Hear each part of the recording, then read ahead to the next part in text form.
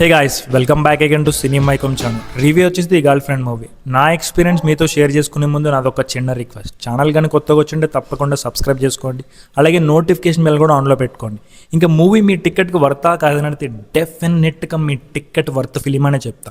Literally Manmatha 2 చూసి రాహుల్ గారు screen writing అంతా చాలా వరస్ట్గా ఉంది, అసలు నెక్స్ట్ ఫిలిమ్స్ ఎలా తీస్తారో అనే గ్యాప్ అనిపించింది. కానీ లిటరలీ 6 years పట్టింది ఆయన మళ్ళీ డైరెక్షన్ చేసి ఒక మంచి స్టోరీ రాసి ఇంత బాగా డిజైన్ చేసుకోవడానికి.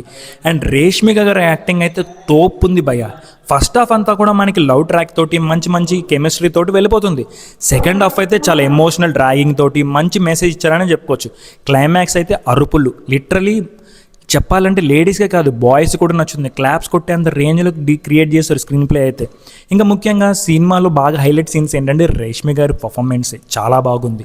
అండ్ రాహుల్ గారి దగ్గర నుంచి అయితే ఈ kind off screen play writing అనేది అస్సలు ఎక్స్పెక్ట్ చేయలేదు. డైలాగ్స్ కూడా అంత బాగా రాసుకున్నారు. ఇంకా మ్యూజిక్ విషయానికి వచ్చేస్తే డీసెంట్ మ్యూజిక్ ఇచ్చారు, బట్ సినిమాకి ఎంత కావాలో అంతవరకు బాగానే వర్క్ అయిందని చెప్పుకోవచ్చు. ఇంకా ప్రొడక్షన్ వాల్యూస్ చెప్పేదేముంది, ఈ థాట్స్ ఆల్మోస్ట్ ప్రొడక్షన్ వాల్యూస్ అన్నీ చాలా బాగానే ఉంటాయి వాళ్ళ ఫిలిమ్స్ అన్నీ కూడా.